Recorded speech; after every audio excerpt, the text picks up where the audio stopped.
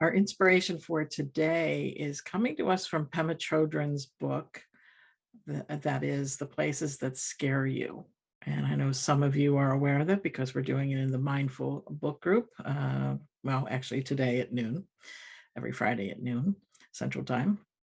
So in The Places That Scare You, Pema Chodron says, in cultivating loving kindness, and of course I'm sharing that because this month we're focusing on Metta in May, also known as Maitri, which she does say here in this reading, but it's loving kindness. So again, she says, in cultivating loving kindness, we train first to be honest, loving, and compassionate toward ourselves. Rather than nurturing self-denigration, we begin to cultivate a clear seeing kindness. Sometimes we feel good and strong. Sometimes we feel inadequate and weak. Maitri, loving kindness, is unconditional. No matter how we feel, we can aspire to be happy.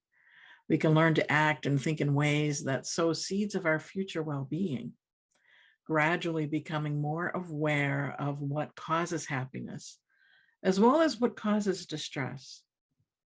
Without loving kindness for ourselves, it is difficult, if not impossible, to genuinely feel it for others. To move from aggression to unconditional loving kindness can seem like a daunting task, but we start with what's familiar. The instruction for cultivating limitless Maitri is to first find the tenderness that we already have. We touch in with our gratitude or appreciation, our current ability to feel goodwill. In a very non-theoretical way, we contact the soft spot of bodhicitta. If you're not familiar with bodhicitta, it's the mind, citta, that is aimed at awakening, bodhi, with wisdom and compassion for the benefit of all sentient beings. That's what that word means. So whether we find it in the tenderness of feeling love or the vulnerability of feeling lonely is immaterial. If we look for that soft, unguarded place, we can always find it.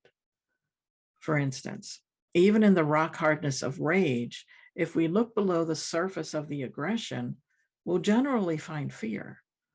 There's something beneath the solidity of anger that feels very raw and sore. Underneath the defensiveness is the brokenhearted, unshielded quality of bodhicitta. Rather than feeling this tenderness, however, we tend to close down and protect against the discomfort. That we close down is not a problem. In fact, to become aware of when we do so is an important part of the training. The first step in cultivating loving kindness is to see when we are erecting barriers between ourselves and others. This compassionate recognition is essential. Unless we understand in a non-judgmental way that we are hardening our hearts, there is no possibility of dissolving that armor. Without dissolving the armor, the loving kindness of bodhicitta is always held back. We are always obstructing our innate capacity to love without an agenda. So we train in awakening the loving kindness of bodhicitta in all kinds of relationships, both open-hearted and blocked. All these relationships become aids in uncovering our ability to feel and express love.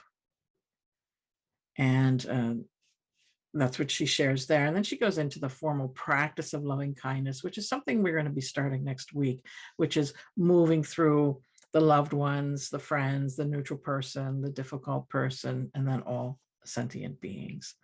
So, but with that, I'm going to leave that passage where it is right now for our inspiration for today.